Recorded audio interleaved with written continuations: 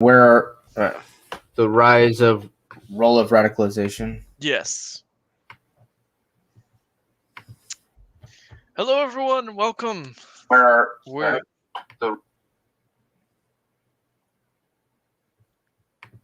okay.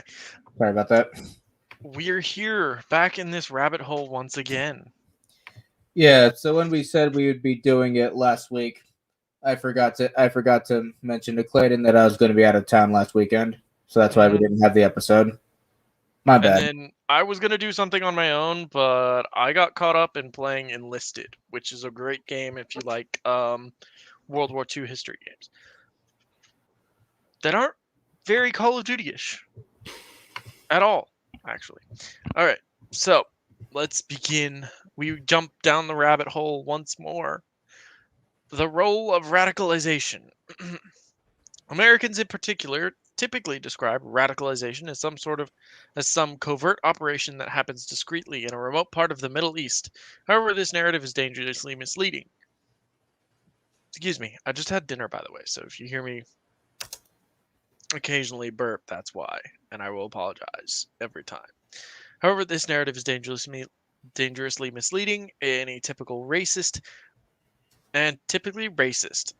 Yes, pointing out terrorism in the Middle East and how it is achieved is racism. Radicalization into extremist political views can happen anywhere and to anyone, and it can be as easy as watching a few YouTube videos. Yeah, it's a wonder how they, sort of blocked off paths where people could, challenge ideas and things like that. That sort of way people are de-radicalized. That way that people change their minds is, slowly encountering things that they thought were bad and realize that they aren't that bad. And experiencing other schools of thought. It's interesting that you've sort of created this environment where nothing else can interact with each other, and yet people are getting more extreme in their ideas. Huh? It's almost like creating an echo chamber is bad.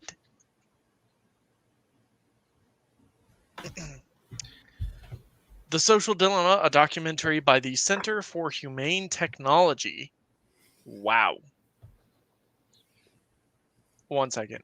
I'm following the link. Humane technology that operates for the common good, strengthening our capacity to tackle our biggest global challenges.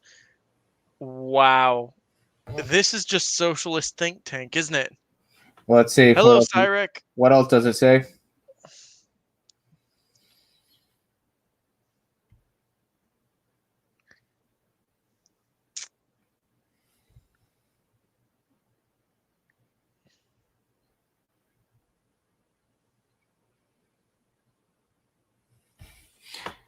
That's it. It's just Well, it links to very, very, very reliable journalist websites like Wall Street Journal and CNN. Wow. And it just bounced me back to the top of the stupid article. Oh, hold on. How's it going, Cyrek?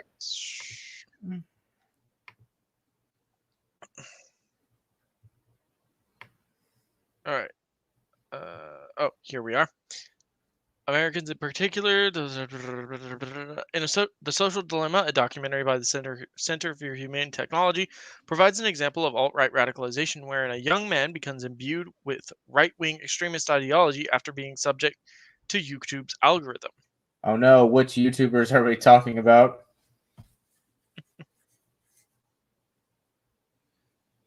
Okay, do you play with 0-7 rule, or was it just like a regular Uno? The documentary,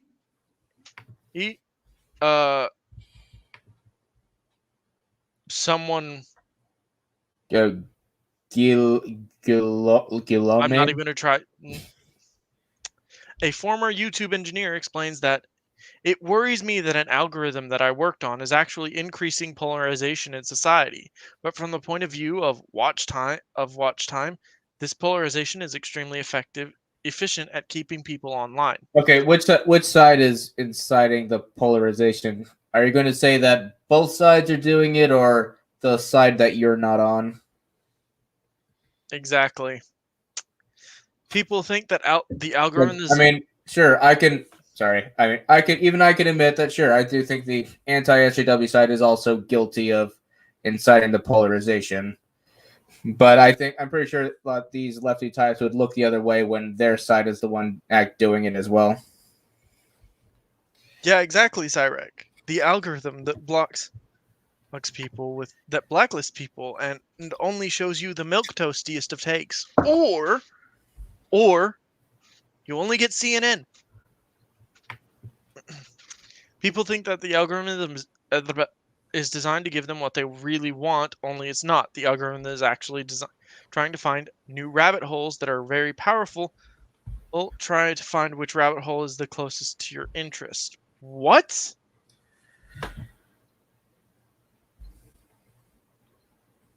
And if you start watching one of those videos, then it will recommend it over and over again. All right, so remind me again how this connects back to The Last Jedi.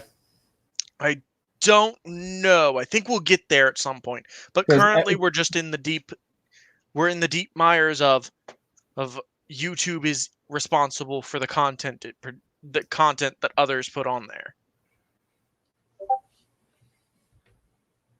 Who messaged you on Discord? It's a Smudcast Discord. We got a new voting poll up. Oh. Vote no. In other words, YouTube is designed to keep the viewer invested in extremist hate once they get started. It becomes clear that society is currently dealing with a perfect storm of highly effective technology building quicker than the average person can keep up with and organized political hate campaigns.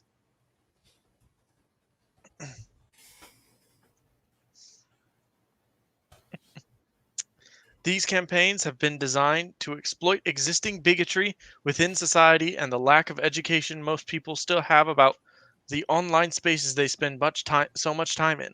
The result is a fast-acting radicalization pipeline that occurs without people noticing. But if it were truly this bad, like genuinely, let's be real, let's think real facts here. This were truly as bad as it is, why then would we have... Hello, Cats of Sherman. I don't think you've been here before, unless you went under a different name. But otherwise, welcome. Yes, welcome to the show. It's a shit show. You're just in time to suffer with us. But like, real talk, if this radicalization was happening at such a rapid pace that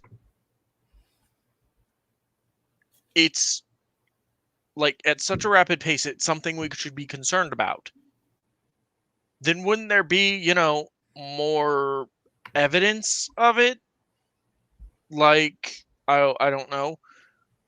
Well, instead of 3 months of Black Lives Matter destroying small villages and basically destroying small towns and basically killing the economy of the northern Midwest,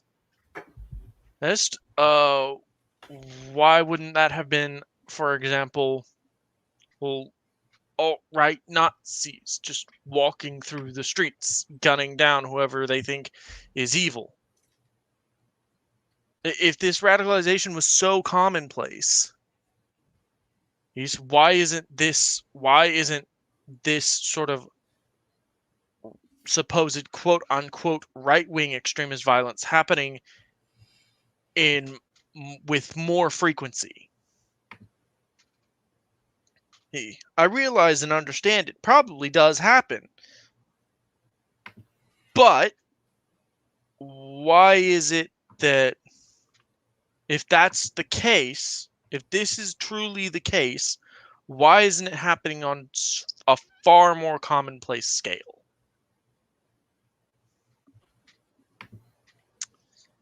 This is how the pipeline works. First, alt-right individuals who have already been radicalized from past organized hate movements such as Gamergate or Comicgate establish a platform on YouTube. They sit in spaces with highly accessible on-ramp and polite pop culture, film franchises, or video games. They then gain a following by emotionally appealing to their tens of thousands, sometimes hundreds of thousands, of viewers that they are being oppressed by a culture and society who wants to see them fail.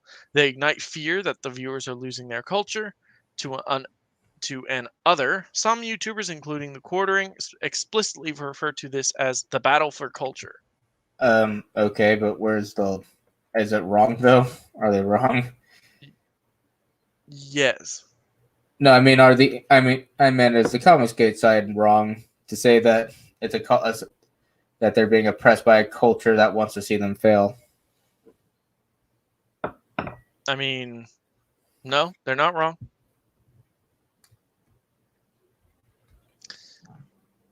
Mahler, I was at 2,000 subscribers before The Last Jedi came out. Over the past 10 months, I've met loads of great friends, been supported by a wonderful fan base, and created many videos that I'm really proud of. Thank you all for listening / sharing to my rants on media. Here's to the future. Wow, what a bigoted thing to say. Holy shit. I know, right? Estimated total views by highly active or top engaged anti-The Last Jedi YouTubers. All right, so let's see.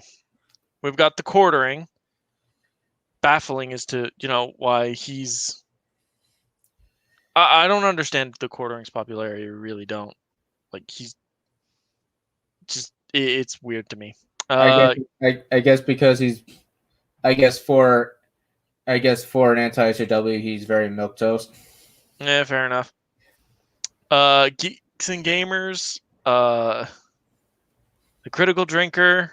I like the Critical Drinker. He's got great content. He's cool. Clownfish TV. I like Clownfish TV too. Yeah. They're cool. And Thor Skywalker. Oh, Thor Skywalker is not associated with any of these guys. and like I said last time with Clownfish TV, both Neon and Geeky Sparkle have gone on record multiple times saying that they are left leaning. Fuck it, whatever. Meanwhile, Mahler, Midnight's Edge, SC Reviews, World Class Bullshitters, Comics Authors Pro Secrets, Wait, why is Veto another? I don't know. I mean, once again, Thor Skywalker and Clownfish TV should also be others by this logic. They're the most not right-leaning people. Once viewers are locked into these networks, there are multiple rabbit holes that the viewer can be led down that lead increasingly extremist, misogynistic, racist, and fascist views. Oh, sorry, just another one, like that Star Wars girl. She's extremely apolitical. Like she's in the dark when it comes to a lot of like political and social issues. Yeah, I've actually years back when I used to watch the Quartering more often. She was on a stream with him, and she didn't even know what Antifa was. Like she's very apolitical. Welcome steak sauce. Hello, steak sauce.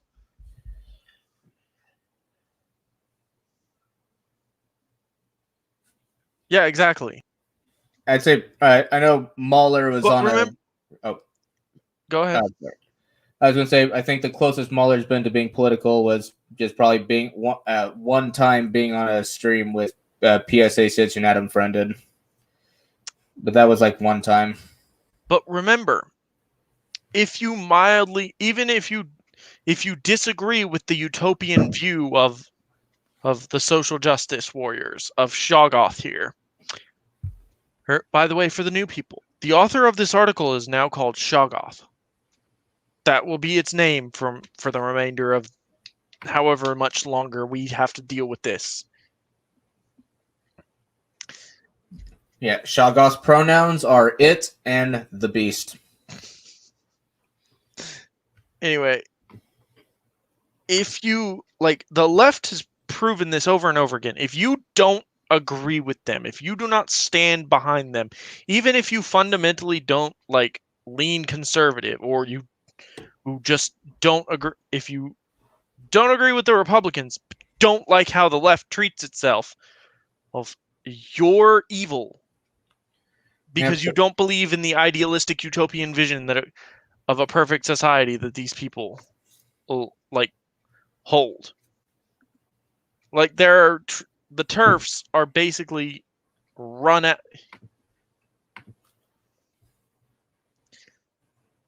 the TERFs have basically been run out of feminism because they're not social. They're not like open to the idea of gender is a meaningless social construct.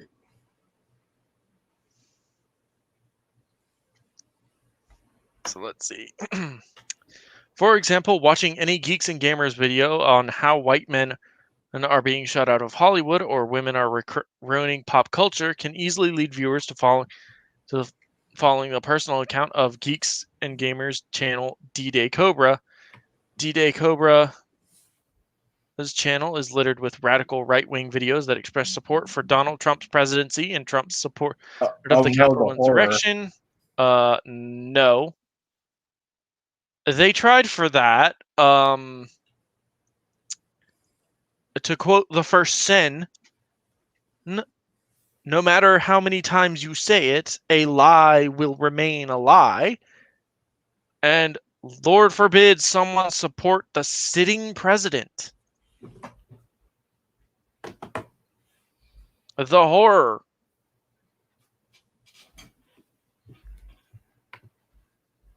I know, right? We're being slowly radicalized by this article, Shoggoth. Shoggoth, why have you done this? You've now radicalized your own audience.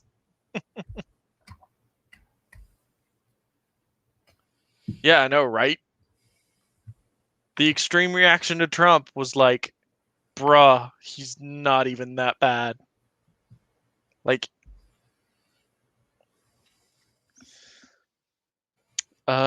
support for Donald Trump's presidency. The horror of supporting your president. That's something that should be villainized. But I suppose since he has an R after his name, that means he must be evil. He also uses his channel to advance fascist ideology with videos titled "The Media is the Enemy of the People." Okay. Shoggoth. I know we're coming for your gerbs. But you should just go quietly into that good night. Trust me. I don't know. From my experience with fascism, usually they are the ones who actually control the media, not the other way around. I know, right? It's almost like they're the enemy of the people.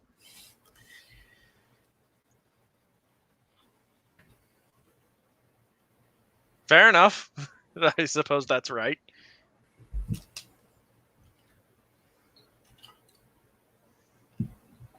Is there a setting I can do on the chat, like, to have it show the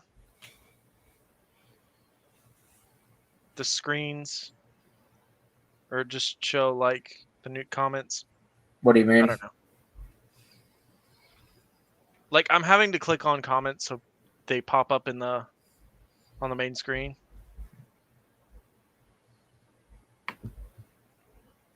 Like that. Oh, I don't know. I don't know. Yeah, exactly. Steak sauce. Unless the media lied. The media doesn't like being called the enemy of the people. Well, because the media never lied. And the media lied about it. The media doesn't like being called the enemy of the people. Maybe they should stop lying to the people. The media doesn't lie.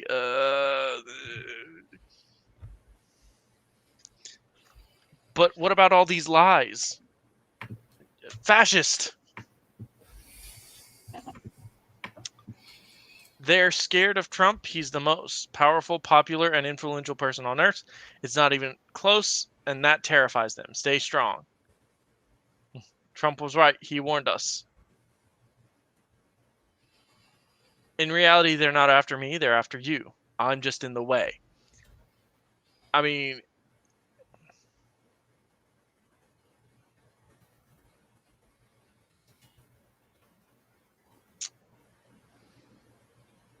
yeah, but I don't like Streamlabs. It's complicated. I actually like StreamYard better. It's so much more streamlined. I realize you can do a lot more with Streamlabs, though. But you can... I feel like StreamYard's just so much easier to use. This was very correct. Like, just look at Twitter after... Like, look at the... there's, like, a graph out there somewhere of, like, Twitter bannings. And look at Twitter bans the day after... like, the day after Donald Trump leaves office and gets basically banned from Twitter. It's, like... It's insane how many accounts were just dropped. Seeking out videos pushing hate against Kelly Marie trans character in The Last Jedi will lead you to a video by YouTuber Timcast, where the YouTuber argues that online backlash against the removal of Rose Tico from the Rise of Skywalker merchandise is a form of moral authoritarianism likened to back to the Puritans fleeing England to establish religious... What? I don't think that's what Tim would argue.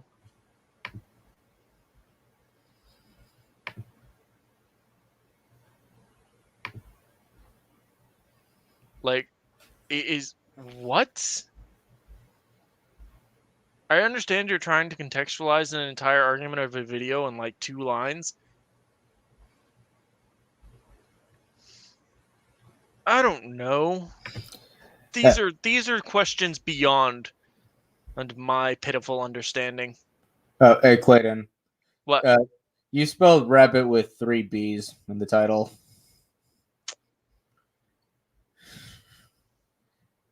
Just FYI. I did that intentionally. Oh, really? Okay. That's what the history books will say. Yes, I did it I did it intentionally.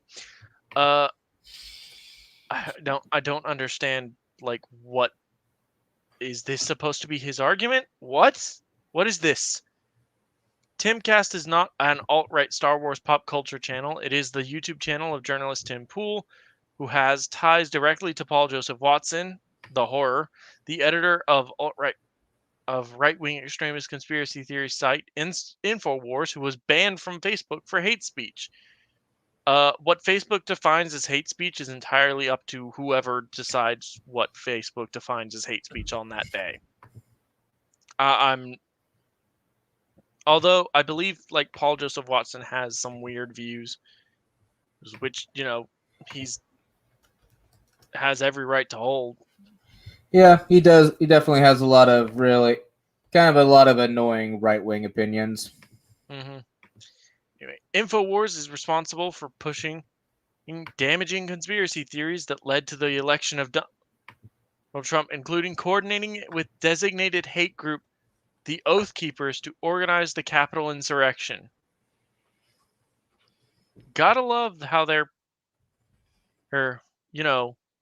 throwing the cap. This is the only bullet they have against Trump, and so they will use it.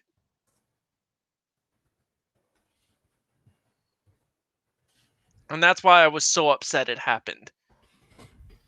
Like, look, guys, I know these people are not our friends, not anymore. And what happened, and there was a lot of shenaniganery.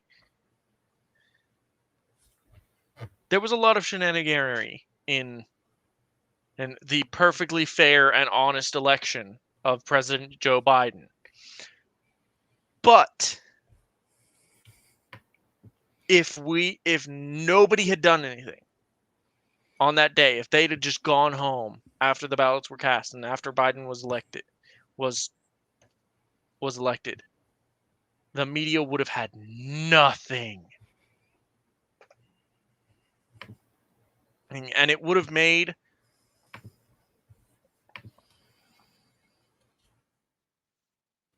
yes. Correct, steak sauce.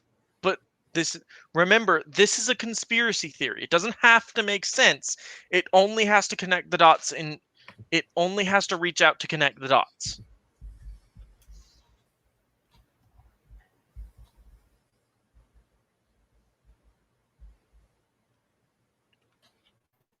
Very true.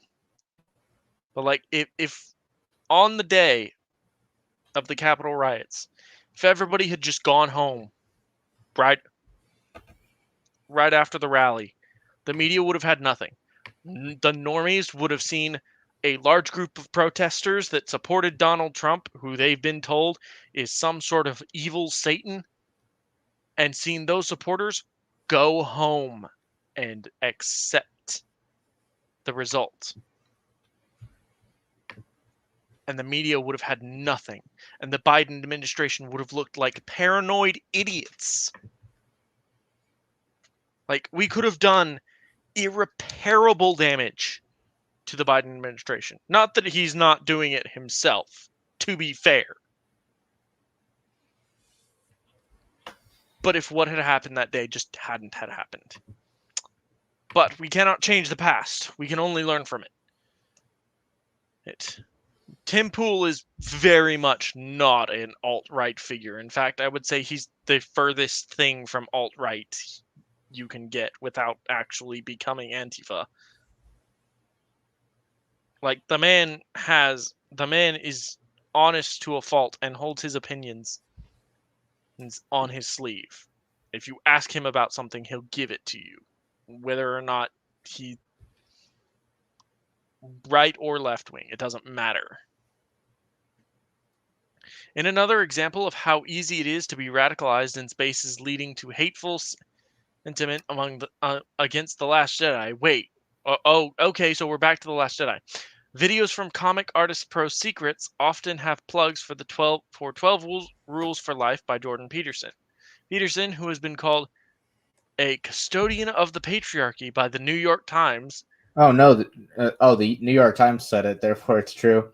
Yeah, and aren't the New York Times currently being sued by Project Veritas? I know, like, so, yeah.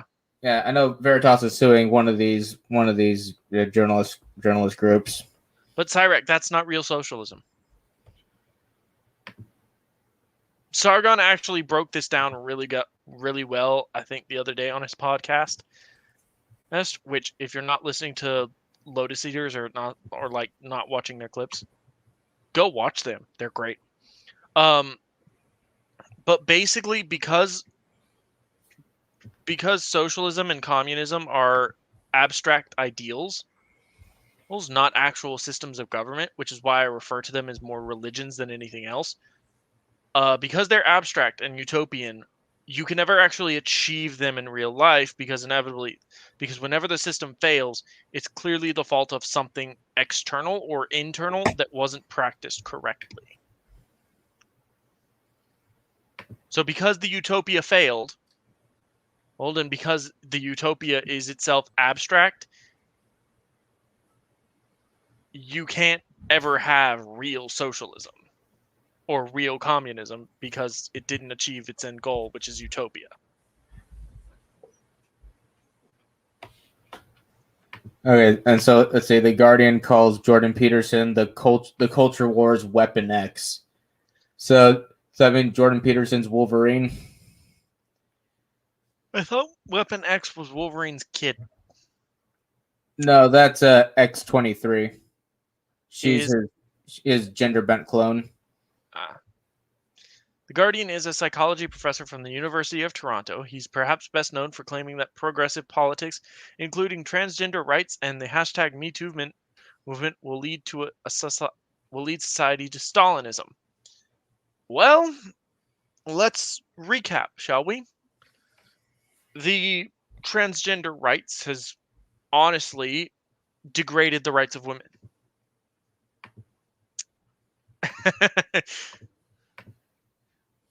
Yes, I remember the Jordan Peterson being the Red Skull.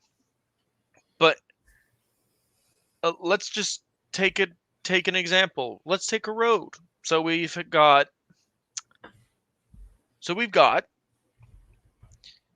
transgender rights, which has degraded the rights of women, because now men can be women and women can be men. There is no place for a specific gender role. Well, everyone can be any gender or whatever they want to be. Hashtag Me Too has ruined men and women's dating lives, meaning that now the state gets to be involved in your personal life, basically.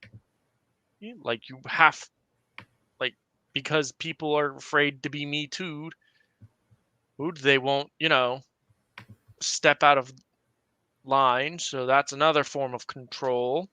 Mass censorship and a state-controlled media. Definitely things within. That's definitely things you see within tyranny. Ian.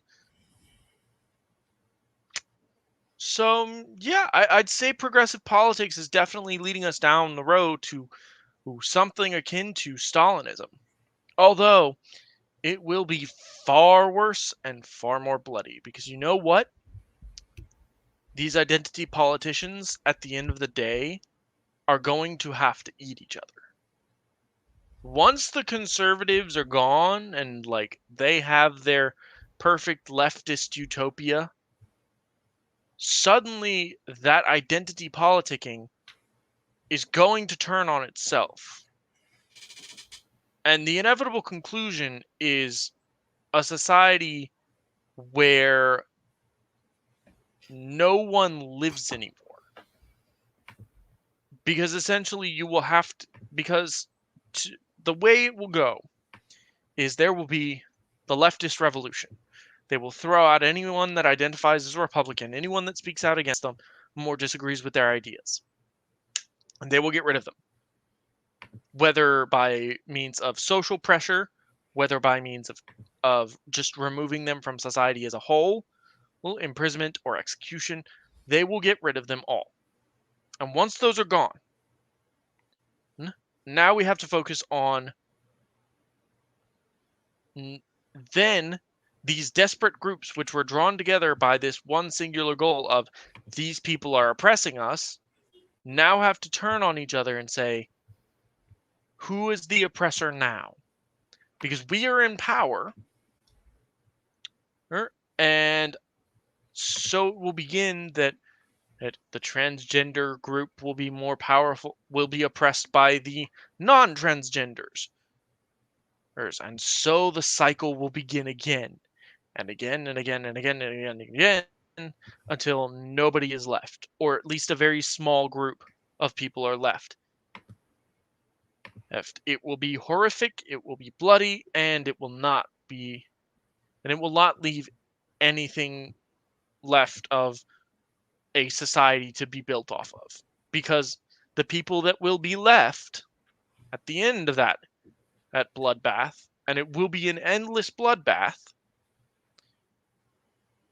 will be people who have spent their entire existences subsisting off the idea that I am a victim, I am oppressed.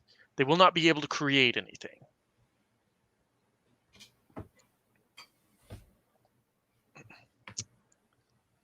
Peterson is especially dangerous because he disguises highly subjective and damaging transphobic, homophobic, racist, and misogynistic ideology as self-help and reasons for young men, while he claims not to associate with alt-right groups.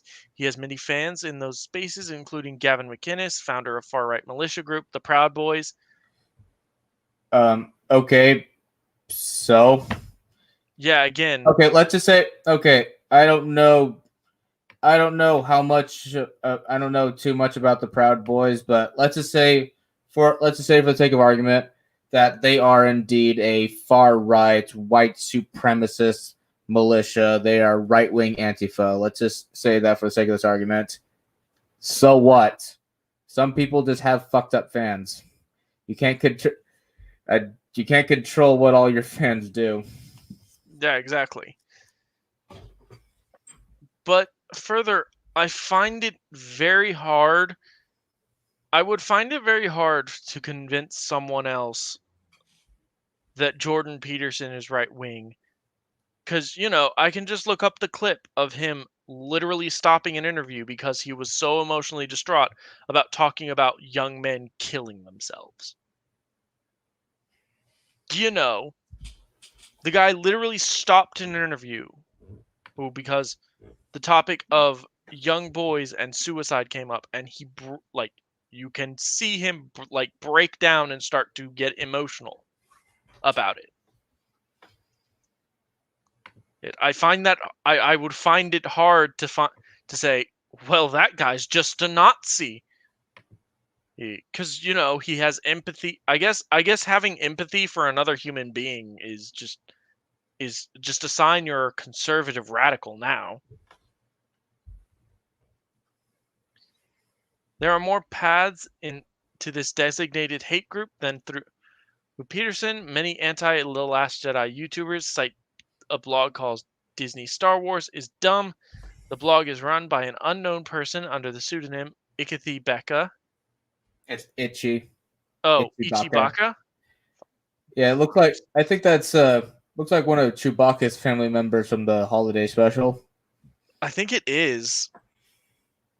Yes, that's the grandfather. I've never seen the Star Wars holiday special. I'm aware of it. One of these days we should watch it. Looks horrifying in the Disney Star Wars special. Ah, yes, yeah, the animated one. Publicly supported the Proud Boys on their Twitter account during the Capitol insurrection. Ichibaka site. Oh, Long Live Liberty, the horror. Ichibaka's site is a particularly dangerous rabbit hole because it gets to the heart of what hate against the Last Jedi in particular is really about: the pervasive white culture. The battle to preserve white culture.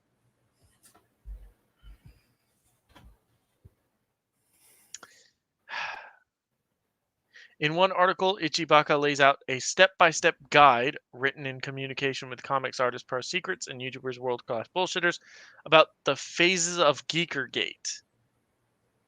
In the guide, Ichi discusses how to effectively push back against the SJW hordes when media such as Star Wars, Star Trek, and Lord of the Rings begin to push established IP in a more diverse direction. Let's see.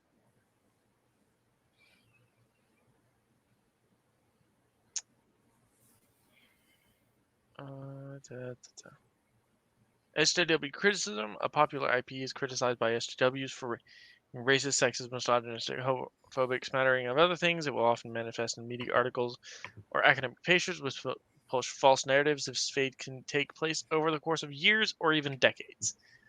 IP is about to undergo reboot or reimagining or remake, whatever term is fashionable at the time. The rebooted production touts first female person of color, first LGBT, etc. Even if the IP has already had them before, they do not do this to contrast their new version as far more virtuous and progressive than the previous version, which they spent years or decades labeling as racist, sexist, homophobic, blah, blah, blah. The barnacling. SJWs barnacle themselves to the IP within the production and start transforming the IP from its original form. SJWs sometimes refer to this strategy as entryism.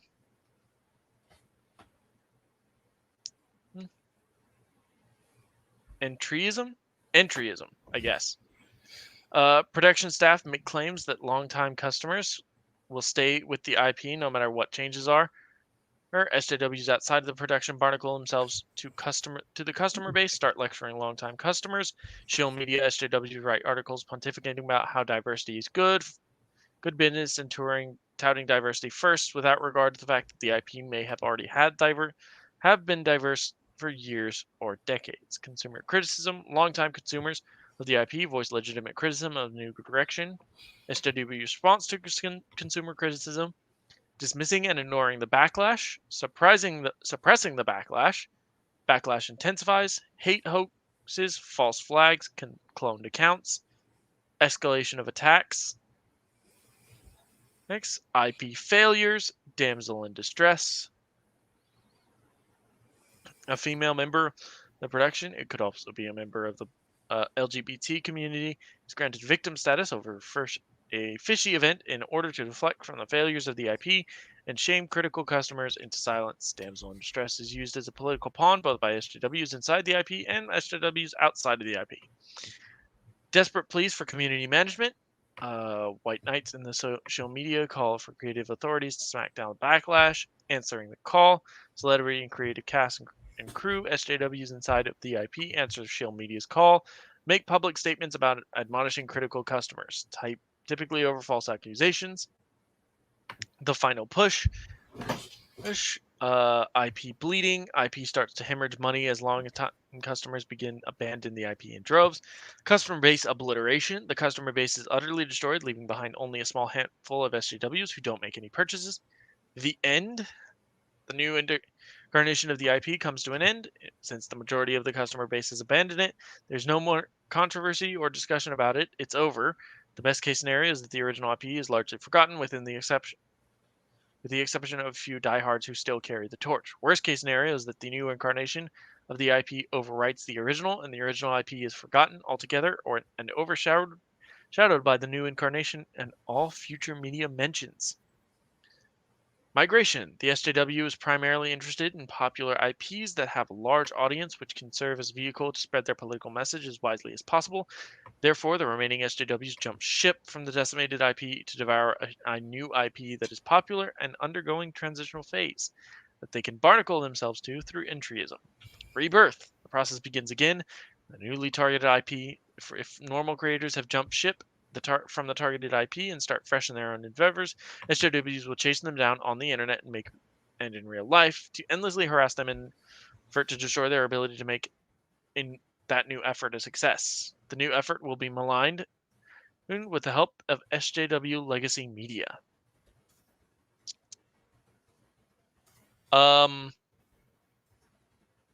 Where is the lie? Where is the lie? Hey, Shoggoth, where's the lie?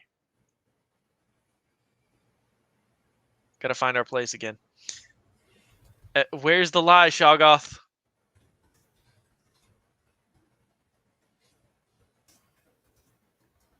I think I went too far down. Ah, here we go. Okay, yeah, where's the lie? I've seen this happen on more than one occasion to fandoms, and it's horrifying. Let's see, Thundercats, Star Wars, Star Trek, He-Man, She-Ra, and so on. Yes. Where's the lie? In the guide, Itchy discusses how to effectively. Yeah. Like, he didn't lie in that article. Why is that article referred to? In the article, the alt-right is referred to as the customer base, while anybody who vocally praises representation in media is an SJW. Okay, but what's so great about representation in media? Genuine question, Shoggoth. What's so great about it? The guide is laden with conspiracy theories, including when an IP fails because it did not please the customers, a false flag event is created. Well, okay.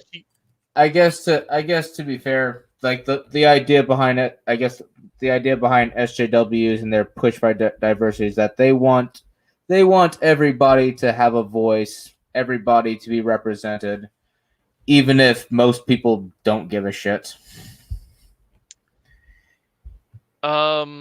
Leslie Jones? Anybody?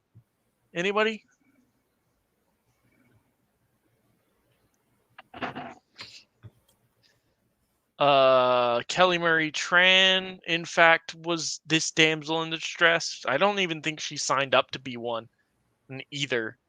Like, she just got off social media for a while because she needed a break from it. And everybody was, and the media was like, Oh, she left social media? It must have been because of the trolls. Brings in a woman member of the LGBTQ community to act as if they have been harassed.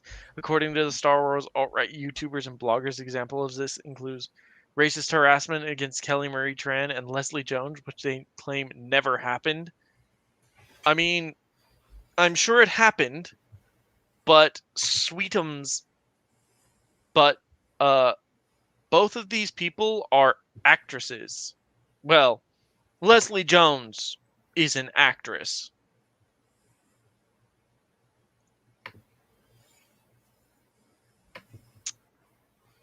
Yeah, exactly.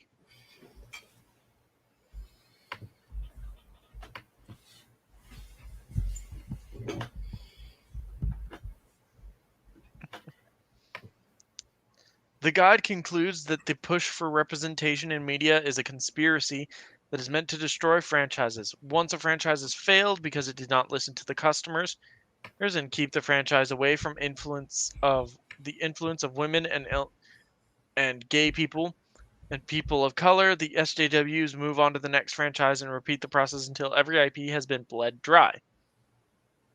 I mean, they're not Here's the entirely lie. wrong. Where's the lie? Where's the lie here? This process, Itchy asserts, is all part of the cultural civil war.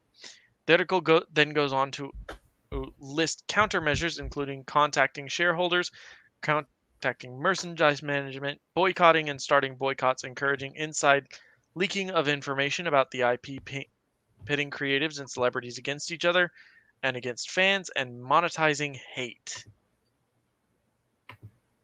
I doubt that, but The blog also has articles comparing Lucasfilm's alleged hatred of straight white Christian males to propaganda tactics used by the USSR. That's probably true. I'm not familiar enough with USSR propaganda to speak on that. Additionally, the blog has an assembled timeline of over 90 articles claiming to catalog all instances in which Lucasfilm was hateful towards white males, including articles that aided in the harassment of women and women of color employees at Lucasfilm, Justinia Ireland and Christina Ariel. Araley.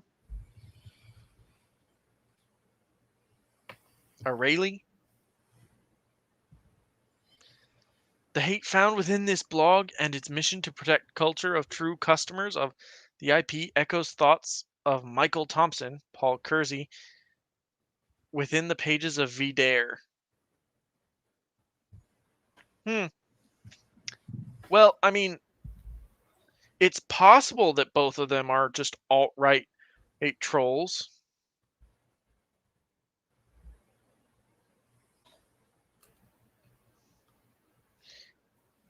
Exactly, steak sauce. I mean, it's possible that both of these is that both of these guys could be in fact the same person, or just putting this out there.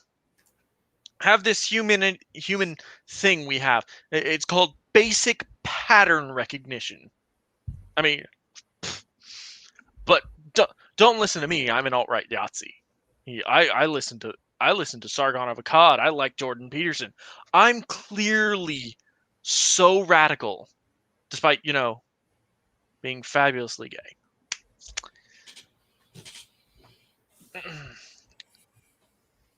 Shortly after the release of The Last Jedi, Thompson continued to push racist hate against the Star Wars sequel trilogy in an article entitled The Last Jedi.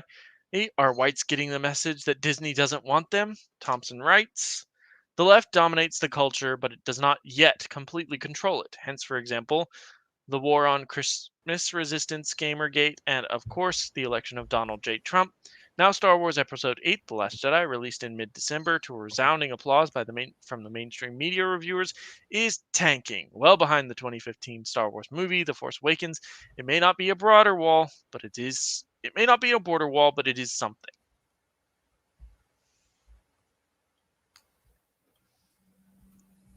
Yes, Steak Sauce, she is. But Shoggoth isn't self-aware. So she doesn't notice it yet. One day she will come to find. One day when the mirror cracks and she can no longer look at herself. Oh, because eventually the mirror's got to crack. Holding it in front of yourself like that for too long, you're gonna end up like Narcissus. I feel like this is like the opening paragraph to the article. Well, but I don't understand why it's here.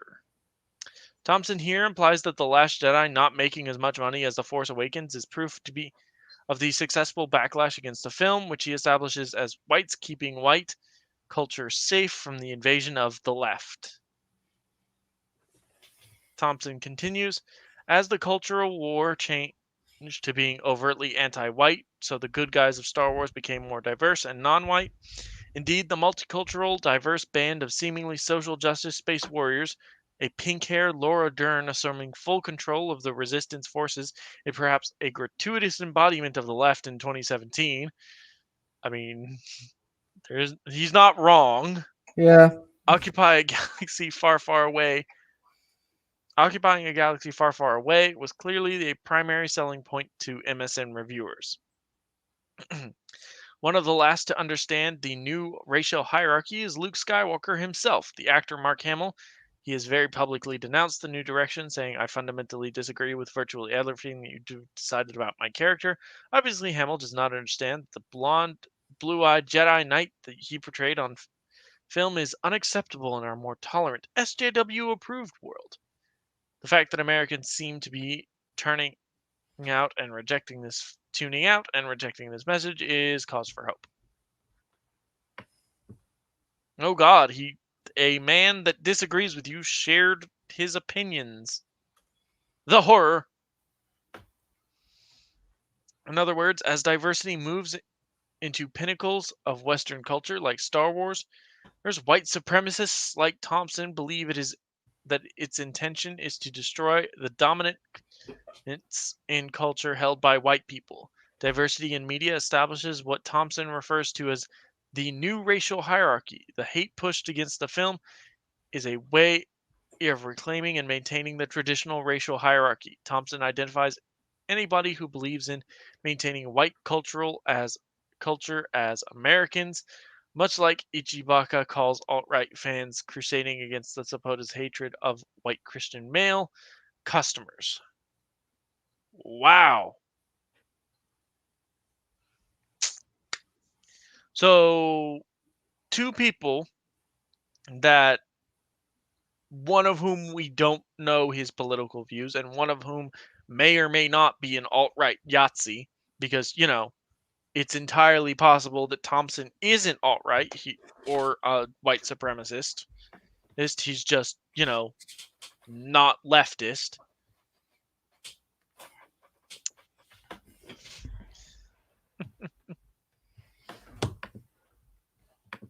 No, remember, Cyrek, the people in LA have never actually encountered rural America before. So they're left with only what people tell them about rural America.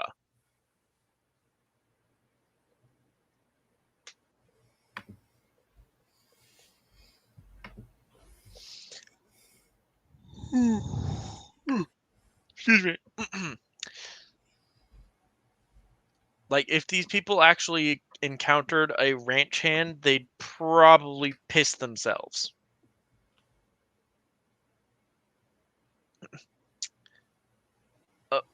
But let's turn back to the article, shall we? Because this entire paragraph is like, these two people have said similar things, therefore they must believe the same thing.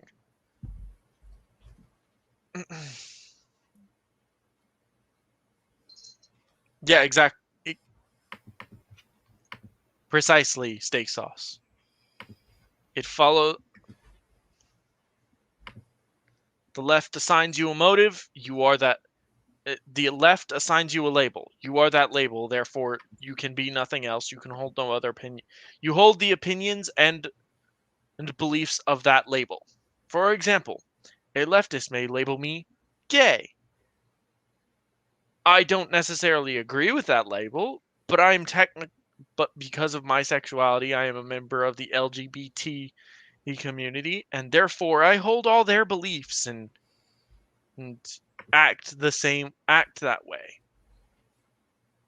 That's not stereotyping or, you know, racist Well, at all. it's because the left believes that they're in your best interests, and they assume that the everybody on the other side is your enemy.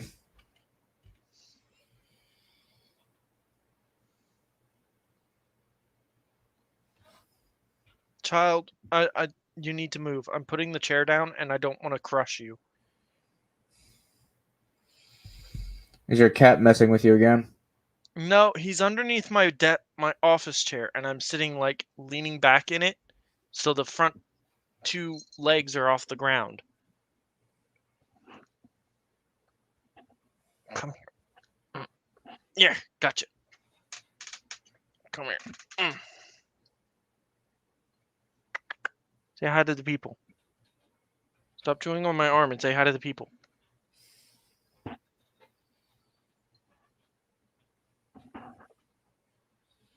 There. All right.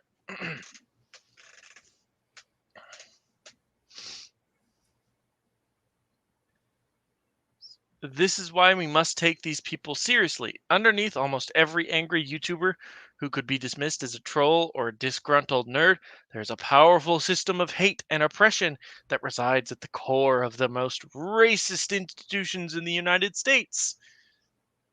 The hate against The Last Jedi is yet another way a vitriolic backlash against non-white culture was pushed into the mainstream and allowed to radicalize teens and young men and women on one of the biggest social media platforms on the internet. And this hate was unknowingly allowed to spread until it was accepted as truth. Okay?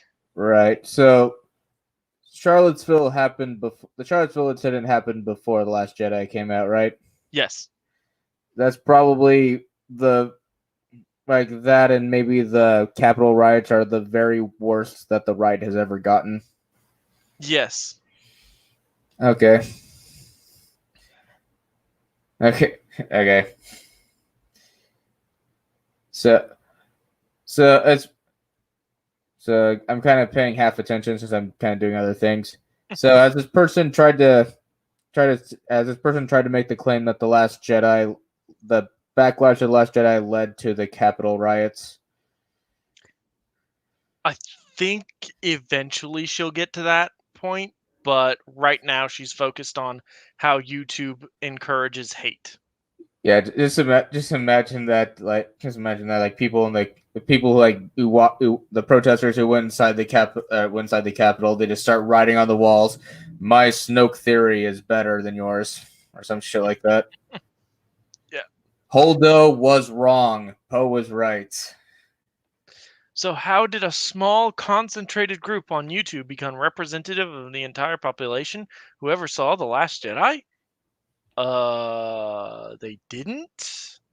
You've assumed that?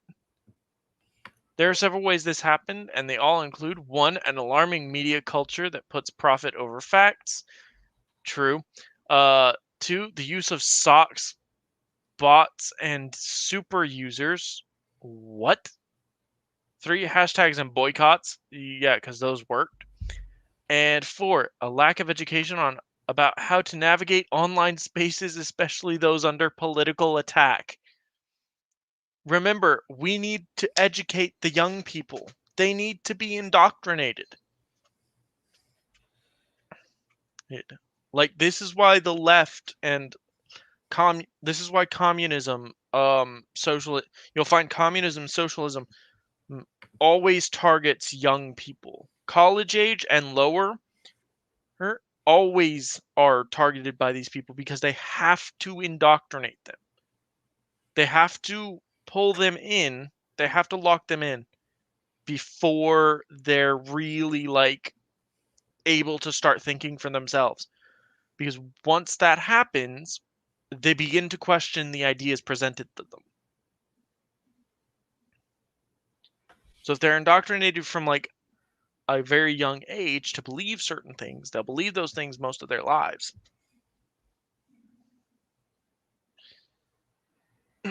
Pop culture entertainment journalism in particular is rife with sensationalist headlines that have nothing to do with what the audience actually thought about a particular group of media. The most infamous culprits of this are pop culture sites like Screen Rant and Comic Book Resources, both owned by Valnet, a company that doesn't produce journalistic integrity, but instead produces clicks. Hello, John Rice. Welcome, John Rice. Haven't seen you in a while.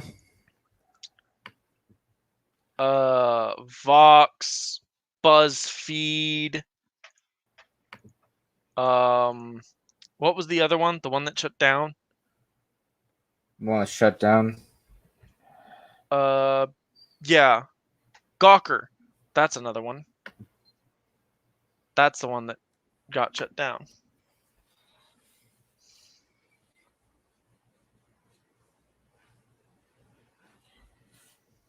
Well, at least I got to give this person credit for at least going after Screen Rant and Comic Book Resource CBR. At least just to give credit where it's due.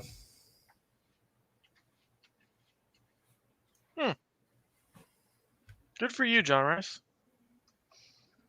My roommate recently started his own business as well. Oh, really? What's he up to? Same thing, but he's doing it on his own now.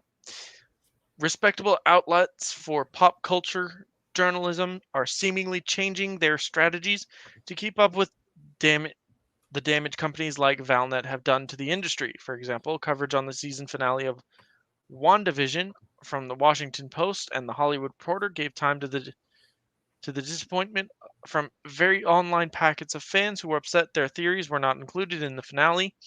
The Hollywood Reporter's review, who claims that the episode divided fans, which implies that the finale is currently sitting at an 8.6 rating on IMDb, was somehow polarizing. You assume the people who gave the rating on IMDb represents everybody.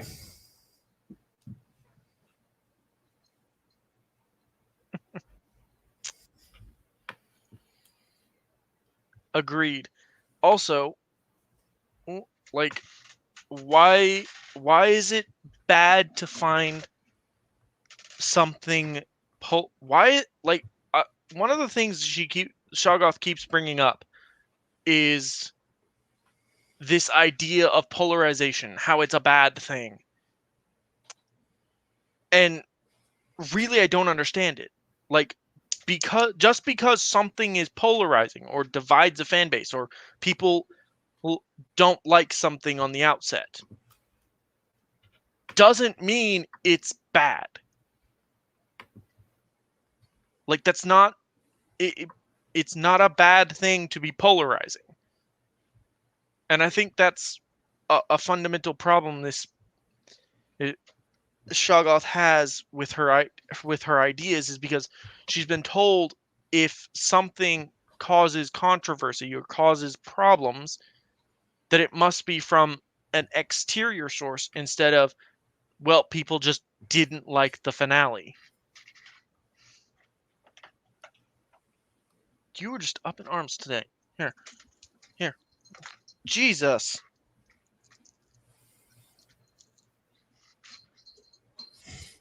You put a bell on your cat? Yes, he's got a bell on. That's adorable. Yeah, he's about 5 pounds now, so, you know. Well, go play with your toy. I'm not going to sit around here and entertain you. I'm entertaining like 5 different people on the internet.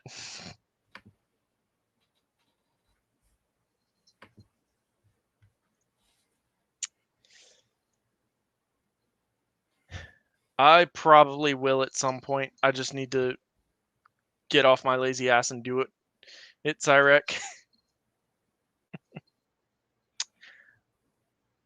Like, all right, and the reality is these fans are just a few thousand entitled nerds, and in the case of WandaVision, they are mostly just entitled nerds. Nerds who do not represent the fan population of a multi-billion-dollar franchise. Yes, only entitled nerds can be disappointed at how a finale turned out. Well, that's absolutely 100% true. If you didn't love the finale and every scene that happened in that finale, you're just an entitled nerd who's upset your theory didn't become canon. The same tactic happened to The Last Jedi, where coverage fervently claimed the film was unexpectedly polarizing, hated, and divisive, while articles themselves were typically quick to point out that the backlash is from a minority of fans, and it's the majority of people who only read headlines.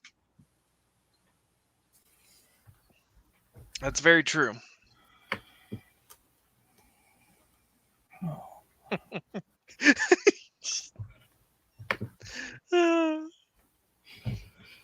What was that person within fireballing distance?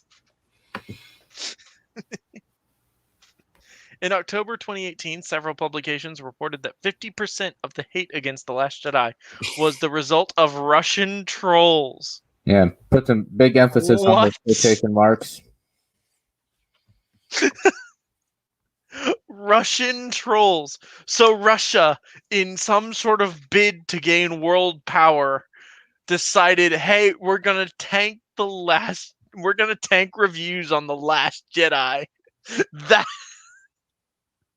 what? Oh my gosh. The headlines were misleading. Trolls and bots have played excuse me. This is such Trolls and bots have played a part in hate against The Last Jedi, likely as much as trolls and bots play a role in anything making rounds in the Twitterverse. It is true, however, that bots did have an impact on hate spread to individuals involved with The Last Jedi, including director Rian Johnson. No, I just didn't like the movie. Good God.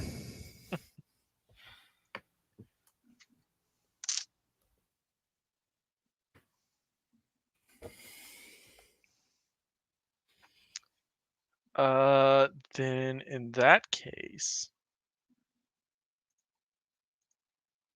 was that in her most recent video, or did she do that previously? Or did she do that somewhere else? I haven't watched Aiden Paladin in a while, although her content is really good. Morton Bay, a research fellow at University of Southern California,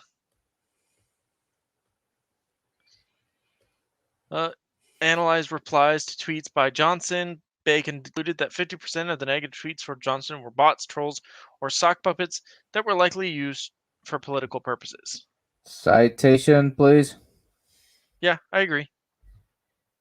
While bots and sock puppets can play a part in political attacks, it is important to realize that the hate is mostly homegrown and is carried out by real hateful individuals. Remember, if you enjoy making someone upset on the internet, you are a hateful individual.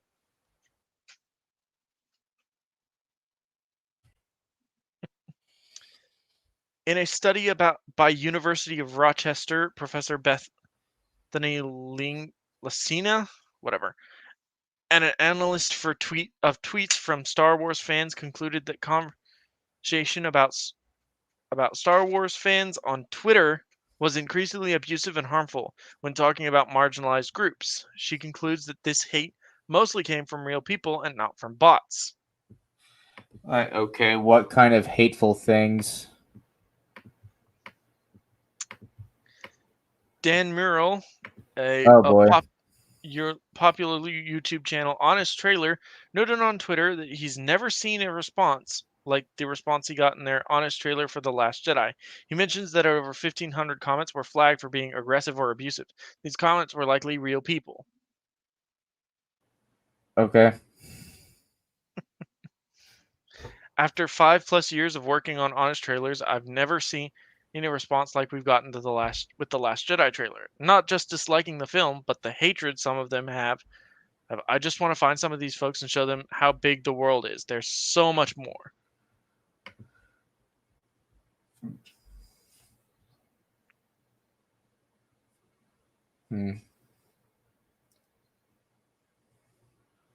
Part of me kind of wonders if Dan Murrell's still friends with Andy Signor.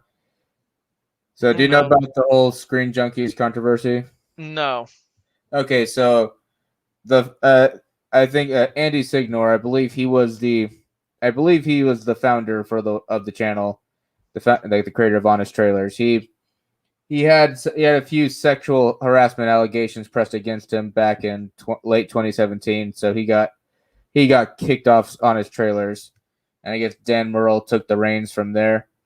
And then, a year or two ago, Dan Murrell left Screen Junkies, and Andy Signor himself finally made a video addressing the allegations.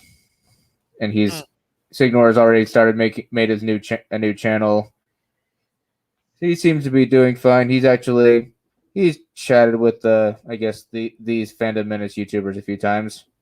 So like Jeremy from Geeks and Gamers was one of the first people to actually reach out to him after he finally addressed like the allegations against him.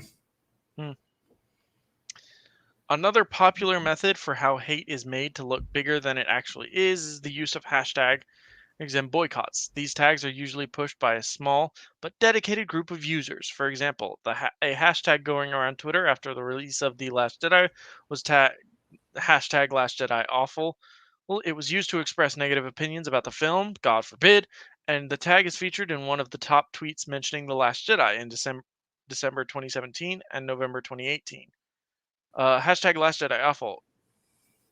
Hashtag Last Jedi Irritant of the Day. Let's make the entire plot of Episode 7 irrelevant by tossing the lightsaber over Luke's shoulder. That'll show him I'm bravely going in a new direction for the series. I mean, is that wrong? And this is probably one of the top tweets because it's on hashtag The Last Jedi. It's got very few retweets, a decent chunk of likes, but other than that, it's because it's on a probably very high trending hashtag. I know clearly the root of evil is from EOF Kent.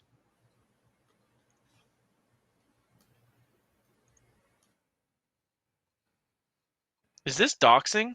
This might be doxing.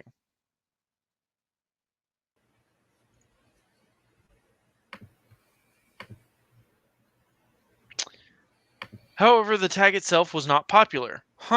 Which would imply that this tweet of yes, Cats of Sherman. But again, the tag itself was not popular. Okay, then that would imply that the reason this got so much attention is probably because of that second hashtag. As of February 2021, there are only 6,435 mentions of the Last Jedi Awful tag, but only 736 accounts. 84% of the top 25 accounts by most tweets retweeted with the hashtag are associated with the alt-right. All top users tweeted the hashtag over 50 times. User Vexer4000 tweeted the hashtag over 900 times.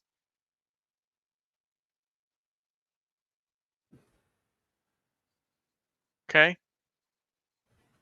So they think the movie is bad.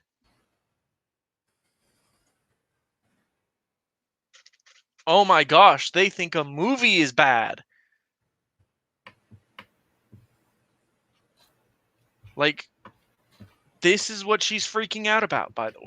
This is like the entire crux of her little spiel. Well, people didn't like a movie. You just didn't like it. So, hatred, evil. Well, there must be a reason. Another hashtag pushed by this group was a hashtag created in 2018 calling for fans to boycott Solo, a Star Wars story. We've been over that before. There's like, I think it's in the first episode we've ever done on this article.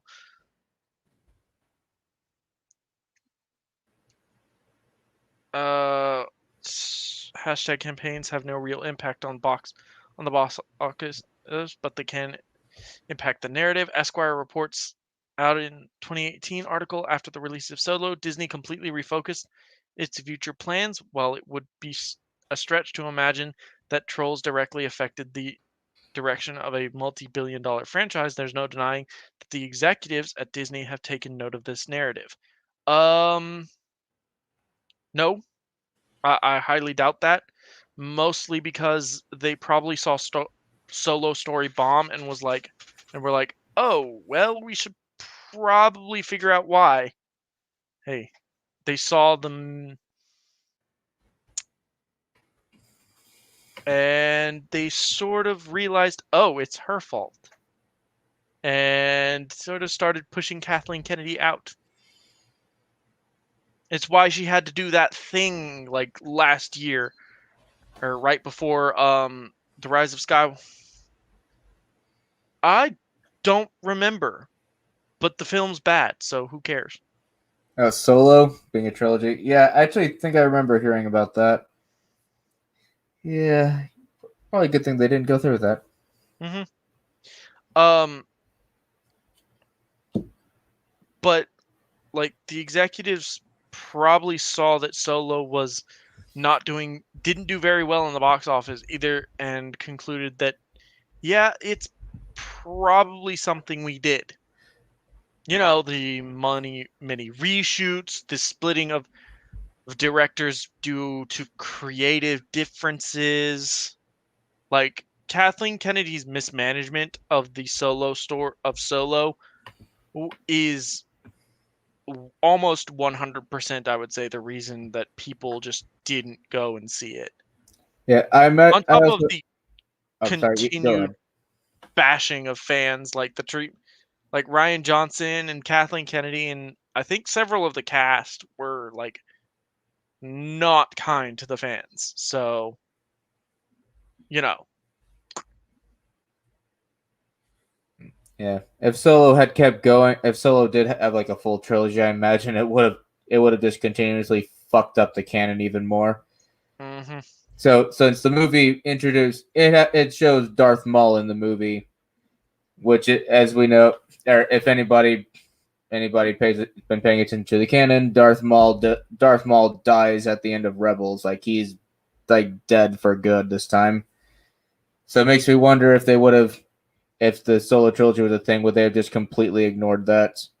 Also, I imagine Solo probably would have eventually met Darth Maul. So how would that have worked out for a guy who doesn't believe in the Force, meeting a former Sith? Yeah. Solo is the only Star Wars movie considered to be a flop. It released in theaters several weeks after the highly successful Avengers event, Infinity War. Oh, let's look, and there's, that fucking Infinity War. You're throwing Star Wars against one of the most anticipated movies of the decade.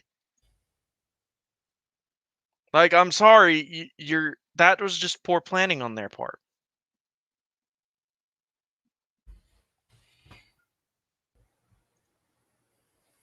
Which can impact enthusiasm for a movie that is highly likely to have considerable audience overlap. Disney's former CEO Bob Iger has stated that Solo performance was due to releasing the film too quickly. That's probably true.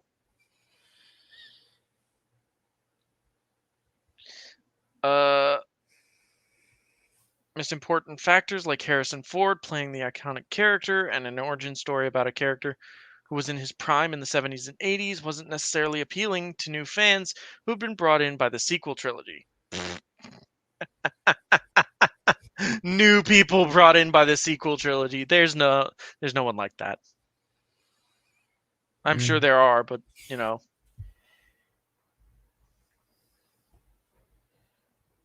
At the very least, probably just little kids and Raylos. Yeah, exactly. However, instead of reflecting on how to balance the value of nostalgia with the need to branch out, into new and growing movie-going demographics, it appeared that Solo's box office was being blamed on hate against The Last Jedi. No. No, Solo's box office was entirely due to the mismanagement of Lucasfilm on Disney's part. Oh yeah, John Rice. I also have the original trilogy on VHS too, albeit they're the original special editions. Shortly after the release of the film, headlines began to ask, is The Last Jedi the reason fans are skipping Solo?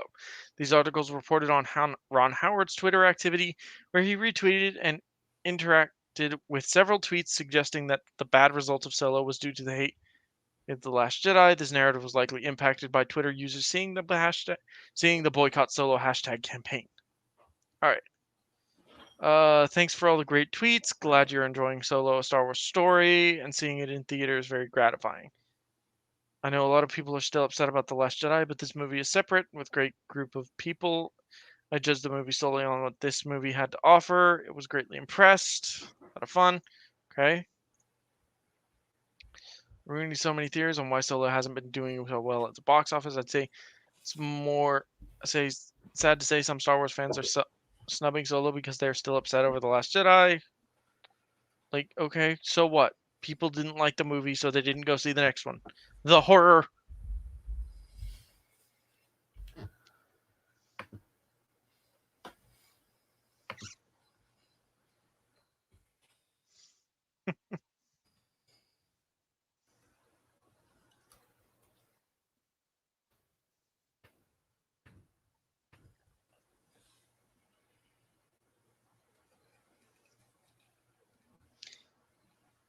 Anyway.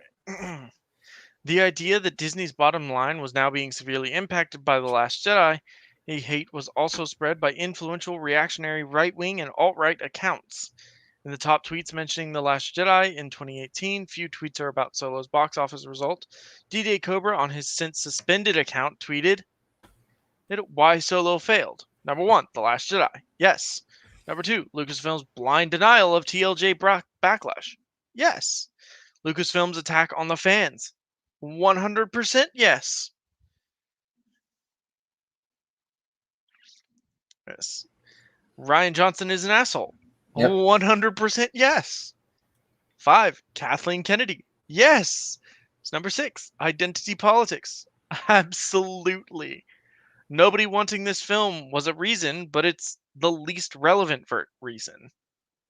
Ben Shapiro also passed similar sentiment around Twitter, claiming that the biggest problem with Solo is that Disney blew it so badly with TFA and The Last Jedi. It's difficult to say for sure if any executives at Disney or Lucasfilm believed that Solo's poor box office was due to the alleged backlash of The Last Jedi, but it did become a narrative online regardless. All right. I think we've got this one. And then one more.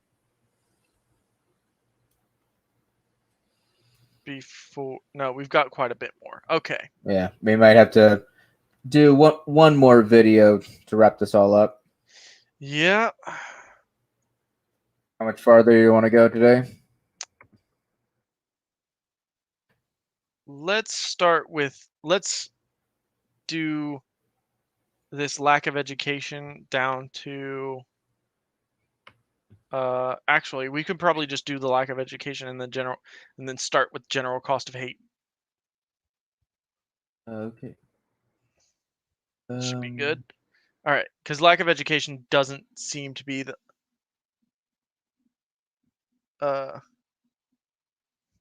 It doesn't seem to be that long a section. The biggest reason why politically driven hate can spread so easily is simply the lack of education on how internet spaces work. Okay? For starters, it's important to understand that everything you experience online cannot be used to discuss the opinions of the population. Internet spaces are specifically tailored to you, whether that be the opinions you see on Twitter, the ads you see on Facebook, or the searches you see on Google. I wonder if this person had. I wonder if this person had any self-awareness while writing this. I don't see how they couldn't. You literally typed in a thing. You literally have typed in, said, that your internet creates an echo chamber around you that reinforces your own opinion. Wait.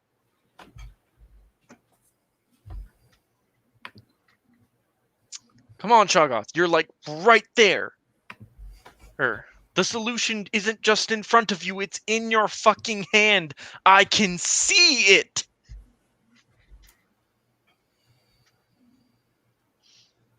We live in a society. We live in a time where the more time you spend online, the less informed you become about the truth. Okay, define the truth. What's the truth?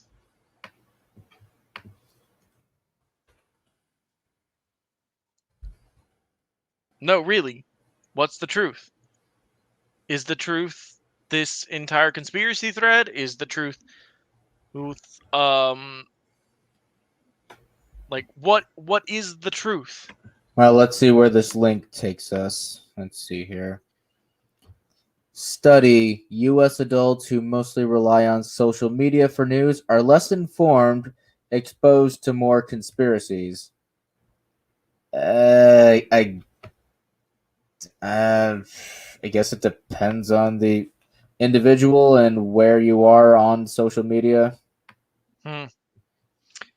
It's a world where YouTube and Facebook are common places for Americans to get news, which are often from misleading or incorrect sources. Yes, because the mainstream media has never lied. Never. Yes, and because YouTubers, there's not a single YouTuber who ever cites sources or anything. Yeah, exactly.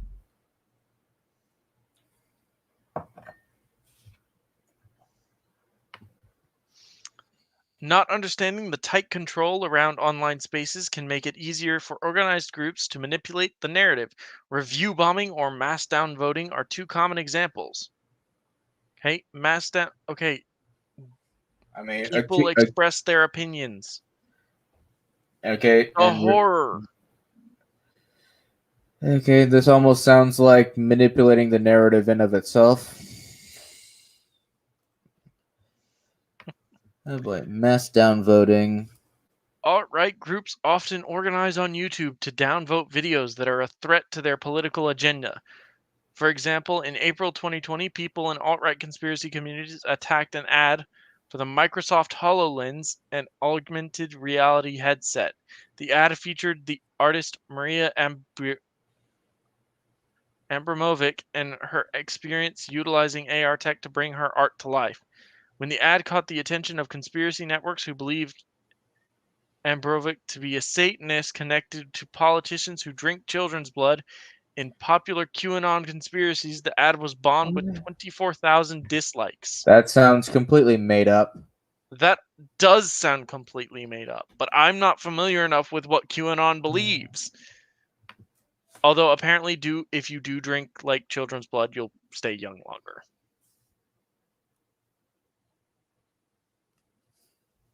Shit, man, 24,000 dislikes. There's probably a different reason behind it. Should we look at said ad? No, I don't care about Microsoft's HoloLens. When Microsoft removed the ad, alt-right YouTubers like The Quartering were quick to make videos celebrating the successful takedown. What do you mean? Whatever.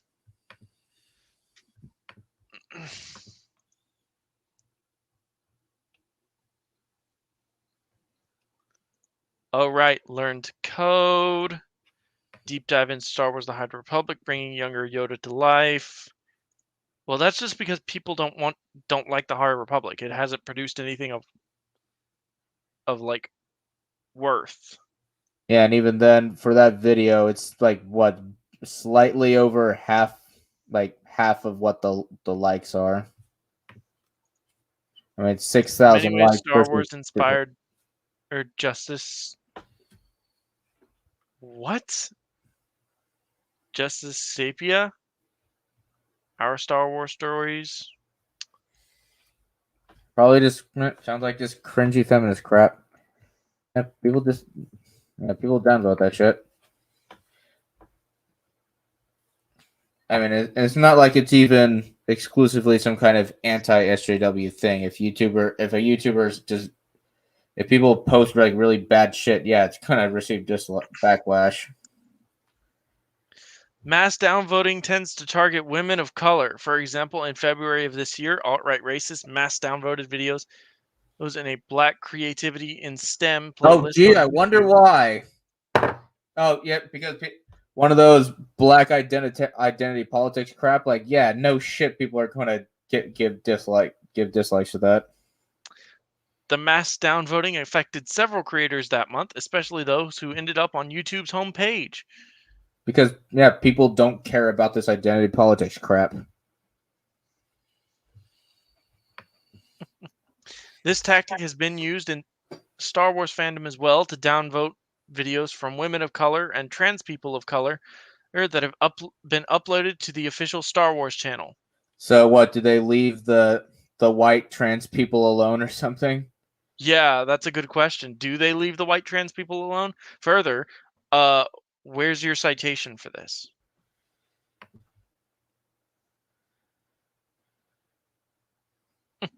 Like, let's No, see. really, where's the citation? You surely you could have put like a citation of some kind here, even if it was just to your own article. Citing yourself is Okay, definitely a good way for people to take you seriously.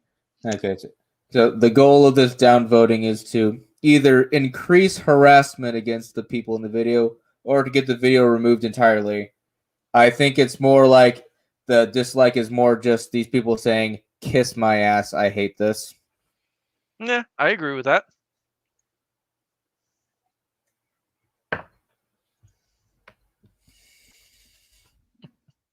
Review bombing. Like mass downvoting, review bombing is an organized takeover of online reviews that make a piece of content appear more hated than it really is. For the best example of review bombing is The Last Jedi Rotten Tomatoes score that caused a flurry of controversy in the press and was instrumental in pushing the narrative that The Last Jedi was a polarizing film among fans and general audiences. Aside from alt-right Facebook groups claiming credit for the film's current rotten audience score of 42%, the most obvious indication that The Last Jedi was review bombed was Rotten Tomatoes' decision to overhaul the voting system and give the ability to review films only to verified users. Huh. These changes were made in the lead up to Captain Marvel after it became clear that the movie was being politically targeted by a boycott campaign. It's not that the lead actress in Marvel was just like, I don't like white men. They don't need to watch my movies. Yeah, that speech he made was so Couldn't fucking. It's that speech is so fucking weird. It just shows how, I guess, well, not necessarily SJWs, but like Hollywood celebrities who subscribe to social justice rhetoric don't really understand what they're talking about. Like, they don't really get what diversity means. that and Captain Marvel's the ugliest member of the ugliest person in the MCU. Prove me wrong.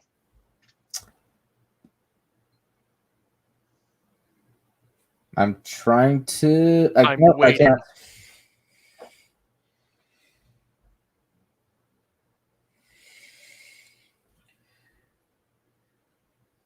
I'm buying that. I'm waiting for chat to prove me wrong that Captain Marvel isn't the ugliest person in the entire MCU.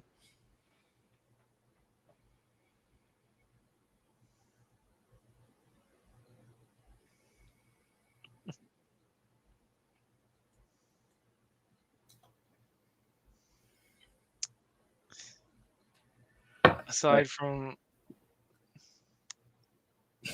Yeah, I've seen so far I've seen all the MCU movies up until Far From Home, but I still haven't watched Captain Marvel. I refuse to acknowledge it as canon. it's not canon.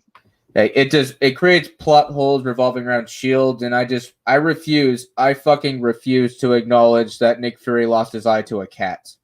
Oh, damn right. Like, no, Nick Fury got betrayed by a close comrade, and he got blown up, and shrapnel cut his eye. That's my headcanon. No, Cats of Sherman. No. They are high schoolers. They don't count.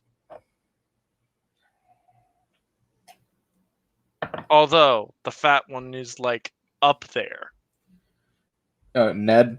Yes, Ned's up there. But Captain Marvel's still way uglier.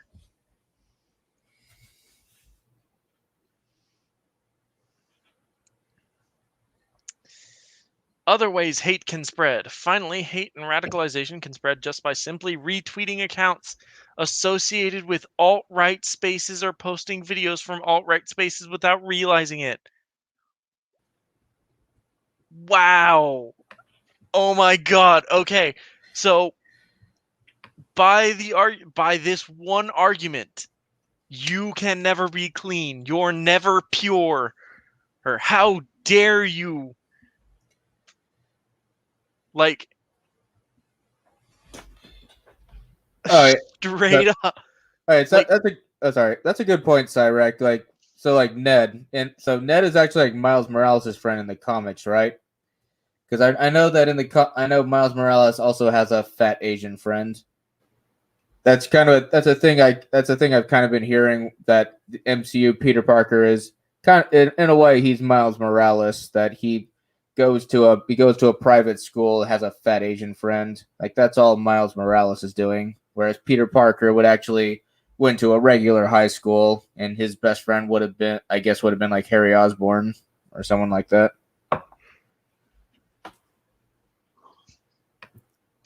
Exactly. If you even like tangentially associate with an alt-right post, you are guilty of spreading the propaganda. You are therefore alt-right.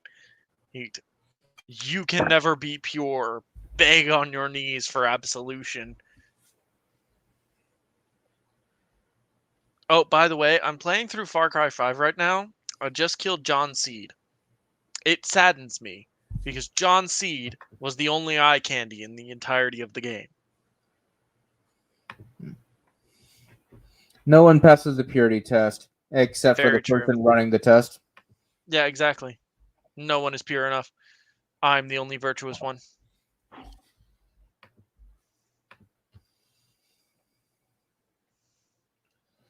Oh, so did Peter even have any high school friends in the comics?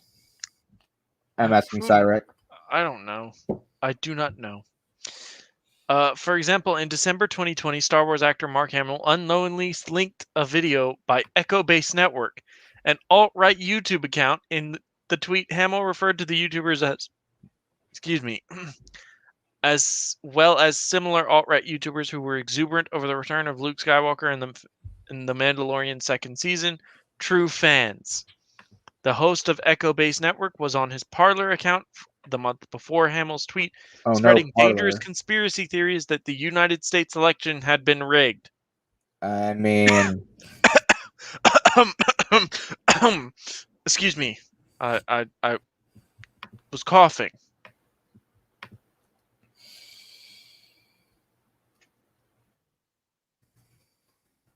Spidey and Flash Thompson used to screw each other. Don't deny me my headcanons. I'm a fan myself, so I knew true fans would love it. But to see that, I'm thrilled beyond belief with the exuberance of children whooping it up, screaming in ecstasy, the tears of sheer joy. It's a roller coaster of emotions I'll never forget.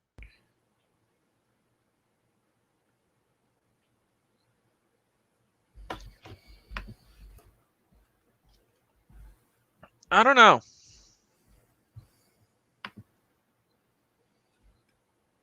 Remember, John. Remember, John. The completely fair and free election, cough, cough, wasn't rigged at all.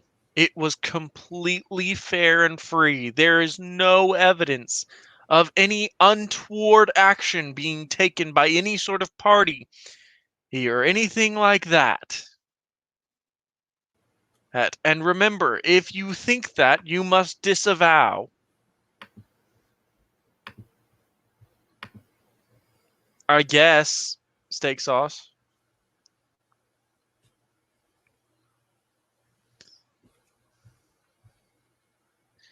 Each of these factors successfully creates an environment.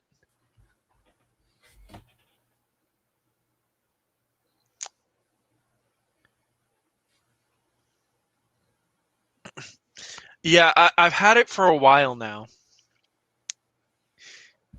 Each of these factors successfully creates an environment where the opinions of small group of people become the majority and are allowed to dominate the conversation. When 1/4 of the tweets within an 1,000 engagements mentioning The Last Jedi are discussing or mocking the hate against the film, the hate becomes the narrative over actual value and achievements of that film. This is exactly what people who organize this hate want.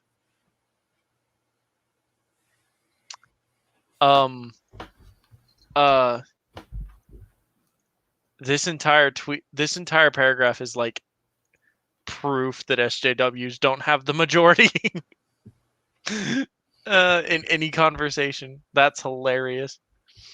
If we spend our time discussing why a film is so hated, we don't stop and discuss why the film is so important to the portion of the culture these organized alt-right fan groups are terrified of. And worse, we fall into the trap of making alt-right hate the story, which only increases the effectiveness of alt-right radicalization pipeline. Whew. Okay, hold on.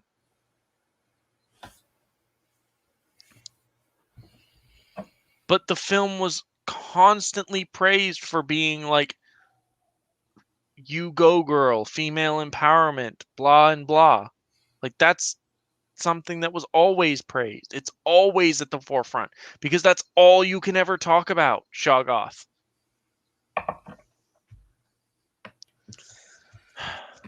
Anyway, I think that's where we'll end it for tonight. We will head out next week. Hopefully, nothing In the comes general up. cost. Oh, wait. No. Yeah, I'll be out of town next week. So. Week after. Yes. I'll be out of town next week, and there's no guarantee I'll have internet where I'm going, so. All right. So come back the Saturday after next Saturday. Indeed. And Cats, if you can convince the people at Friday Night Tights to have us on, we'd be happy to get there. Get with them. Yeah. I try to remember Friday Night Tights. That's Nerdrotic's channel.